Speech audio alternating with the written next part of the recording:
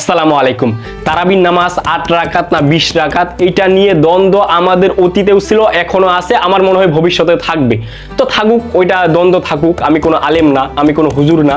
আমি প্রথমে আপনাদেরকে বলে রাখি যে আমি কোনো আলেম না, আমি কোনো হুজুর না।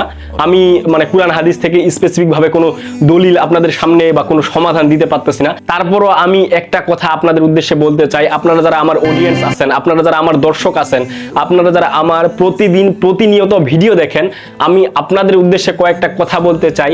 দেখেন তো ভাই, আমার কথাগুলোর সাথে আপনাদের মিলে কিনা।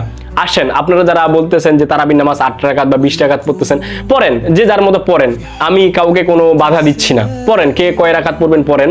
তবে আপনারা যারা 8 রাকাত পড়ে চলে যান বা 12 রাকাত পড়ে চলে যান, তারাবির নামাজ পড়তে পড়তে যারা 8 রাকাত বা 12 রাকাত পড়ে চলে যান, তো আমি তো প্রায় করোনার আগ থেকে 2018 সাল থেকে মেবি 2018 কিংবা 19 সাল থেকেই আমি প্রায় খতম তারাবি পড়ে আসতেছি। তো দেখা যাচ্ছে যে আপনারা যখন তারাবি পড়তে যান, তো আপনারা তো নিয়ত করে যান যে 8 রাকাত পড়বেন বা 12 রাকাত পড়বেন। আপনারা তো নিয়ত করে যান যে আপনি 8 রাকাত পড়বেন বা 12 রাকাত পড়বেন। যদি আপনি 8 রাকাত পড়েন, যদি আপনি 12 রাকাত পড়েন, তাহলে সামনের কাতারে দাঁড়ানোর কি দরকার আছে? সামনের কাতারে দাঁড়াবেন কেন আপনি? আপনি যদি 8 রাকাত নামাজ পড়েন বা 12 রাকাত নামাজ পড়েন, তাহলে আপনি পিছনের কাতারে দাঁড়ান। পিছনের কাতারে দাঁড়াইলে যে জিনিসটা একটা সুন্দর দেখা যায়। এখন আপনারা সামনের কাতারে দাঁড়াইছেন, 8 রাকাত নামাজ শেষ হয়ে গেছে, আপনি ওই যে সামনের কাতার থেকে উঠে মানুষগুলাকে ডিঙ্গায়া পার হয়ে চলে যাচ্ছেন। ওইদিকে সামনে যে মুরব্বিগুলো আছে, মুরব্বিগুলো কারো পাও লাগতেছে, পাটা দিয়ে ধাক্কা লাগতেছে, ওইভাবে আপনি চলে যাচ্ছেন। এটা একটা খারাপ দেখায়।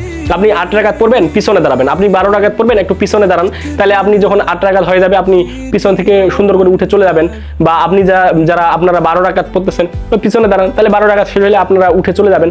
আর আপনারা যারা 20 রাকাত পড়ি, তারা আমরা সকলে আলহামদুলিল্লাহ আদায় করি। আমরা তো 20 রাকাত নামাজ পড়িয়ে, তা আমরা 20 রাকাত একদম শেষ করে, বেতের নামাজ শেষ করে তারপর আসি।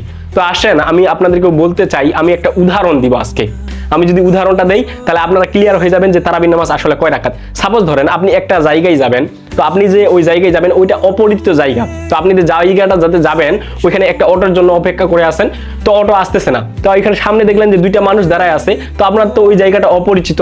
এখন একটা কৌতূহল জাগলো যে আমি যে ওই জায়গাটায় যাব, ওই জায়গাটার ভাড়া কত।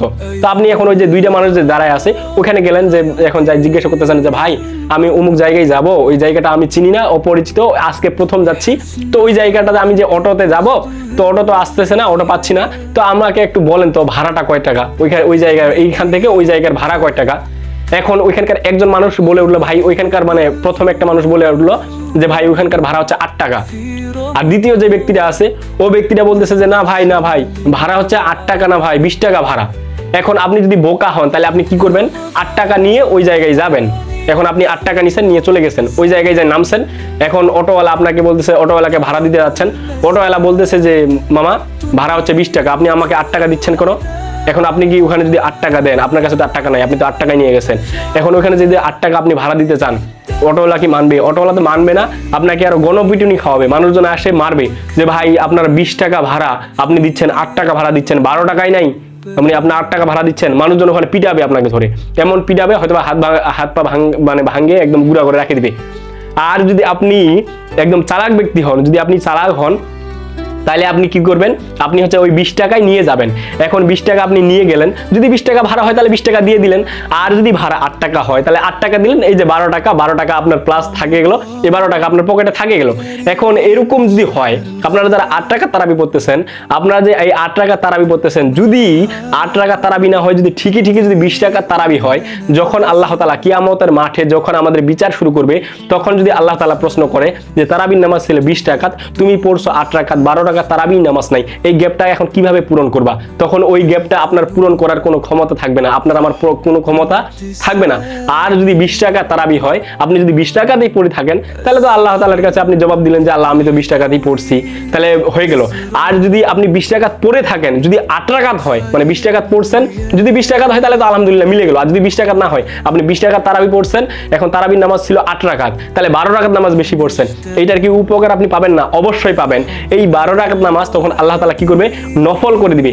নফল করে এই সবটা আপনার আমল নামায় যোগ করবে। তার মানে আপনি যে 12 রাকাত বেশি নামাজ পড়লেন, এটা লস নাই, বরঞ্চ লাভই আছে। এবং কি রমজান মাসে 1 রাকাত নামাজ যদি কেউ পড়ে 70 রাকাতের সওয়াব দেওয়া হবে। কেউ কেউ বলছে যে 70 টাকা থেকে 70 গুণ মানে 700 গুণ সওয়াব বৃদ্ধি করা হবে, বৃদ্ধি করে এটাকে আপনার বাড়ায় দেওয়া হবে। তাহলে আপনি যদি 1 রাকাত নামাজ পড়েন 70 রাকাতের সওয়াব পাচ্ছেন। 12 রাকাত নামাজ যদি বেশি পড়েন, ওই যে 12 রাকাত নামাজ যদি নফল নামাজ করা হয়, 12 রাকাতকে যদি 70 দিয়ে ভাগ দেন, তাহলে কত আসে ভাই? 7 12 84 মনে হয়, 840 রাকাতের মতো মনে হয় হয়ে যায়। তো যাই হোক, যতটাই হোক না কেন, তো সকলে ভালো থাকেন, সুস্থ থাকেন। আমার মনে হয় আপনারা বুঝে গেছেন যে তারাবির নামাজ কয় রাকাত। তা বিদায় নিচ্ছি, সকলে ভালো থাকেন, সুস্থ থাকেন। আপনারা যারা আমার চ্যানেলে নতুন, আপনারা আমার চ্যানেলটা সাবস্ক্রাইব করে দেন, পাশে থাকা বেল আইকনটা এনেবল করে দেন। আর যারা ফেসবুকে দেখতেছেন, ফেসবুকটা ফলো করে দেন। সকলে ভালো থাকেন, সুস্থ থাকেন, বিদায় নিচ্ছি। দেখা হবে পরবর্তী কোনো ভিডিওতে। আল্লাহ হাফেজ।